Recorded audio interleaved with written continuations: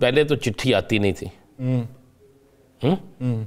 SMS पे ही गुजारा हो जाता था। अब शुक्र करें दोबारा चिट्ठियाँ आनी शुरू हो गई हैं। कुछ चिट्ठियों में शिकवा होता है और उसमें जवाबी शिकवा होता है और कुछ चिट्ठियों में कुछ ऐसी चीज़ें होती हैं जिससे इख्तलाफात दूर होते हैं। जब आप किसी से नाराज़ हैं या कोई आपसे नाराज़ है तो आप अगर उसे क्लियर नहीं ना करेंगे, अगर आप एक दूसरे के साथ बात नहीं करेंगे तो इसका मतलब ये होगा कि वो नाराज़गी गलतफहमियां मज़ीद बढ़ती जाएंगी। और कई सियासतदान, कई ऐसे लोग होते हैं जिनका काम ये होता है कि गलतफहमियां इतनी भर जाएं, उसी से उनकी दुकानदारी भी चलती है। मैं तन्नू नहीं कह रहा, मैं सियासतदानों की तरफ का बात कर रहा हूं। नहीं तुसी मेरे नाल गौर ना तकदे ना जो मैं गल कर लगना तो टाइम ही डट जा लगदा डायरेक्ट टू कैमरा। अच्छा नहीं तुसी वो इस वक्त अपनी इंटरेक्शन रखा। ठीक है, तो ऐसे होता है। आज जो खत लिखा है, एक तो वो तहरीक इंसाफ की तरफ से नहीं है, वो खत है साबिक वज़ीर आज़म इमरान खान की तरफ से, या इंडिविजुअल की तरफ से भी हो सकता है। लेकिन इमरान खान ही सब कुछ है। कोई उसे साबिक वज़ीर आज़म के तौर पे समझे या किसी और तरीके से समझे, उस खत में बहुत सी चीज़ें बहुत बेहतर भी हैं। और यह भी कहा गया है, जो सबसे अच्छी चीज़ है, कि पाकिस्तानी कौम और अफवाज पाकिस्तान एक है। ये फ़ौज मेरी है, मैं अपनी फ़ौज के साथ खड़ा हूँ और हम सब ने मिलकर इस दहशतगर्दी की जंग को, इस मुआशी जंग को जीतना है। ये एक ऐसा लफ्ज़ है, ये एक ऐसी चीज़ है जो सबकी तरफ से आनी चाहिए थी।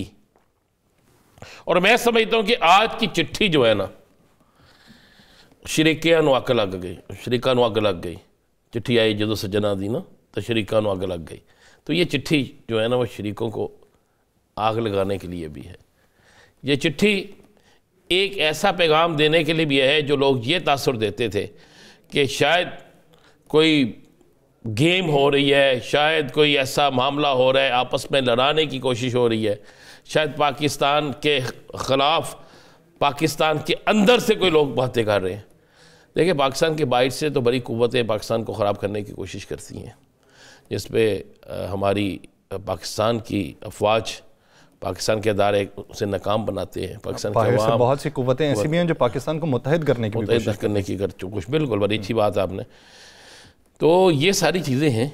उसमें उन्होंने पीका एक्ट का भी जिक्र किया है, उसमें उन्होंने बाकी मामलात का भी जिक्र किया है, जमहूरी हुकूमत, अवामी हुकूमत, ये सारी चीज़ें का जिक्र किया है। और अब ये ख़त व किताबत का सिलसिला, मैं सिर्फ आज ये बता दूँ, आगे बढ़ेगा। हाँ, बहुत आगे बढ़ेगा। यासर साहब, ये ख़त व किताबत का सिलसिला रुकेगा नहीं। मेरे पास एक ख़बर ये है कि एक ख़त अगले 2 से 3 दिन में फिर जाने वाला है। उसके दरमियान में उस खत का जवाब आएगा, खत जाने वाला है। अच्छा, ये मैं आपको बिल्कुल सच्ची मुची की जो खबर है ना बता रहा हूँ, खत जाने वाला है। और ये खत, मुझे इसकी तस्दीक जो है, आपने दूसरी बातों को डाउटफुल बना दिया, ये सच्ची मुची मैं क्या, आप हंसते भी रहे ना, आपके चेहरे पे अक्सर मुस्कुराहट कम होती है। अच्छा, क्योंकि हालात ऐसे हैं ना, महंगाई बहुत हो गई है ना। तो मैं चाहता हूँ कि हंसते खेलते, अपने नाज़रीन भी हमारे ना, वो मुझे लिखते हैं, कई आपको भी लिखते होंगे कि हमारी आपस की वो नोक जोक से बड़े महफूज होते हैं। चले किसी चीज़ से महफूज भी होते हैं और महसूस भी होते हैं। महफूज हो जाए बेहतर है, महसूस हो रहा है और बात है। इस दौर में महफूज होना भी बड़ी हिम्मत और जुर्रत की बात है। घर से निकले तो दुआ लेके निकलते हैं, वापस जाइए फैसले की तरह महफूज नहीं होना चाहिए, वो हाँ, ये तो है यार। यासर, आज एक काम और हुआ, फिर चलते हैं चैम्पियन ट्रॉफी की तरफ। ये क्या हो गया आज? ये शर्जील मेमन साहब और साईं साहब के खिलाफ रेफरेंस चला गया जो नैब का। मालूम नहीं पड़ रहा, वो तो अपनी सारी गेम सेट कर रहे थे, सेट करते करते उनकी ख़राब हो गई है। अब ये समझ नहीं आई, ये या तो एक तंबीह भी हो सकती है उनके लिए। नहीं देखें, ये तो पकड़ना तो किसी और को था। हाँ, तो साथ लाजमी बात है, जो भी जायदाद ट्रांसफ़र हुई है वो तो उन्हीं के दौर में हुई है ना। हाँ, तो मिनिस्टर भी वही थे। हाँ, सारा कुछ वही था। अब ये नैब को क्या कहेंगे? क्या, या फिर मेरी वो बात है जो मैंने एक दिन प्रोग्राम में कही थी, जिस दिन मैंने कराची से आया था, तो मैंने आपसे कहा था कि कुछ दूरियां, तो वही ना, मैंने कहा या तो तंबीह करने के लिए ये कहा गया। मुझे लग रहा है कि मैदान जो है ना, मैदान चैम्पियन ट्रॉफी के बाद एक और चैम्पियन ट्रॉफी होने वाली है। ये क्रिकेट की चैम्पियन ट्रॉफी गुजर जाए, उसके बाद सियासी चैम्पियन ट्रॉफी होने वाली है।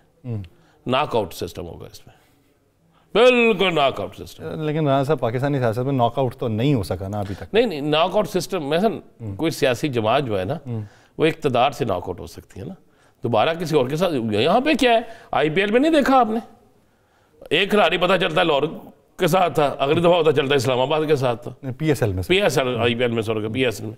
तो यही चलता है क्रिकेट का। चूंकि आपको ज़्यादा पता है ना, तो इसलिए आप एक अच्छे क्रिकेटर भी हैं, मैं अच्छा क्रिकेटर, आपसे अच्छा खिलाड़ी है ही कोई नहीं, पता नहीं लगता कितने कितने खेल जाते हैं यार। तो मैं आपको एक और बता दूं, वैसे अच्छे खिलाड़ी की क्या निशानी होती है जो बातों बातों में अगले को खिला। मैं आपको एक चीज़ बता दूं यासर, एक तो 8 फरवरी आपको सरप्राइज मिलेगा। सर मिल चुका नहीं, अब फिर 8 फरवरी को सरप्राइज। दूसरी बार ये कहें ना, दूसरी बार 8 फरवरी को इसलिए कि मैंने इतना चार्ज PTI का कारकुन पहले नहीं देखा। बहुत चार्ज कारकुन है लाहौर में भी। लाहौर में भी जी। अच्छा, मैंने बड़ी कोशिश किया पता करूं कि लाहौर में करने क्या जा रहे हैं, अभी बता नहीं रहे। मेरी बड़े लोगों से बात, यार बता तो दो ना। उन्होंने कहा नहीं जी, बता दिया तो बात ट्रैवल करती करती जो है निकल जाती है। हमने तो अभी कारकुन को अभी नहीं बताया किस वक्त हमने कहाँ पे करना है, कितनी जगहों पे करना है और कैसा सरप्राइज देना है, ये आप परेशान हो जाएंगे। मैंने कहा चले, यानी मैंने कारकुन को चार्ज देखा है। उसी तरह जिस तरह मैंने पिछले साल इलेक्शन से 2 दिन पहले गली गली मोहल्ले कारकुनों को देखा कि अचानक से निकल आए और निकल के लोगों के घरों में पर्चियाँ बचानी शुरू कर दी, निकल के लोगों से मिलना शुरू हो गया। अब भी मैं देख रहा हूँ कि बड़ी तेज़ी के साथ उनकी मूव है। अब मैं खुद परेशान हूँ कि इतनी तेज़ी के साथ मूव तो इनकी ये पूरा साल में नहीं रही थी। और कुछ चीज़ें ऐसी हैं जो उन्हें ऊपर से जब मिलती हैं, चीज़ें सामने आती हैं, तो वो और ज़्यादा उसमें एक्टिव रोल अदा कर रहे हैं। तो लिहाजा मुझे लग रहा है कि 8 फरवरी जो है ना, ये फरवरी का महीना जो है ये कुछ अंच रहेगा और इस महीने में कुछ सियासी बड़ी तब्दीली मैं देख रहा हूँ। और अगर इस महीने में जो 20 और 22 तारीख को एक बड़ी शख्सियत पाकिस्तान आ गई तो उसके बाद भी बहुत सी चीज़ें जो है वो तब्दील होती नज़र आती हैं। उसके बाद आपको सियासी इस्तेहकाम कितनी तेज़ी से आता दिखाई देता है? बहुत तेज़ी से, लेकिन डिपेंड ये करते हैं उसका बेनिफिशरी कौन होगा। आप 2 चीज़ें ज़हन नशीन कर लें। कल की आपने तकरीर सुनी है गवर्नर सिंध की, वो इस तरह लगे जैसे सियासतदानों से बेजार है।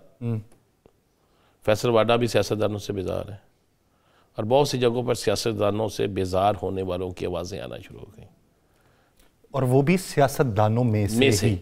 और फिर इसका नुकसान जो होता है ना, सबसे पहले स्टेक होल्डर कौन है? स्टेक होल्डर है PLN, नून लीग, पीपल्स पार्टी, और वो 1-1, 2-2, 3-3, 1-2, 2, 3-3, 4-4, 6-6, 7-7 जो हैं जमातें उसकी सीटों की। अच्छा, इन सारी चीज़ों के बावजूद भी जो मुझे नज़र आ रहा है, मुझे तहरीक इंसाफ की वापसी नज़र आ रही है। मैं आपको अंदर की बात बता दूँ, बहुत जल्द तहरीक इंसाफ की वापसी है। इक़्तिदार में हो या मजबूत अपोजिशन के तौर पे, वो तो है, लेकिन अच्छी जगह पे तहरीक इंसाफ नज़र आ रही है मुझे। जो साइन है ना इस वक्त, सर अच्छी जगह में कोई इस्तारा भी तो दे दें कि किस तरीके से, मुझे समझे आ जाए। मेरी कौन से है एक मुझे भी तो बताया करें सर, आपको मखमसे वाली बातें कर जाते हैं, मुझे समझ नहीं आती। मैं कम से कम इतना तो मैं साथ बैठता हूँ सर, मुझे तो इशारा नहीं, आपको भी ब्रेक में मैं सारा कुछ बताता हूँ। बात यह है कि सर मेरे पास जो इतला है ना, तहरीक इंसाफ मजबूत तरीके से आ रही है और तहरीक इंसाफ में बहुत से मामला तय हो रहे हैं और कुछ चीज़ें जो हैं, जो रुकावट है या किसी चीज़ में कोई मामला है, ये भी आहिस्ता आहिस्ता आपको सेट होता नज़र आएगा। और ये जो 2 माह है ना, सिर्फ 2 महीने, फरवरी मार्च, आपको इसमें इतनी बड़ी सियासी डेवलपमेंट नज़र आएगी कि आप सोच नहीं सकते। आप ये अंदाज़ा लगा लेना, तहरीक इंसाफ ने कहते हैं कि हमने चैम्पियन ट्रॉफी के दौरान कोई मुजाहरा नहीं करेंगे ताकि इस मुल्क की इज़्ज़त का मामला है। और तहरीक इंसाफ के बानी साबिक वज़ीर आज़म इमरान ख़ान का ख़त लिखना और ख़त के आप वो 6 के 6 नकात पढ़ें तो उसमें आपको नज़र आ जाएगा कि बहुत सी चीज़ें बहुत बेहतर भी हैं। तो ये सारी चीज़ें इशारा दे रही हैं कि इसका मतलब है किसी जगह से कोई तो कुछ कर रहा है ना, डील नहीं होगी। मैं आपको एक बताऊं, एक चीज़ तो क्लियर हुई ना, इस मुल्क में जो तफरका पैदा करना था, जो तफरीक पैदा करनी थी, जो आपस में एक लड़ाई पैदा करनी थी, वो ख़त्म हो गई।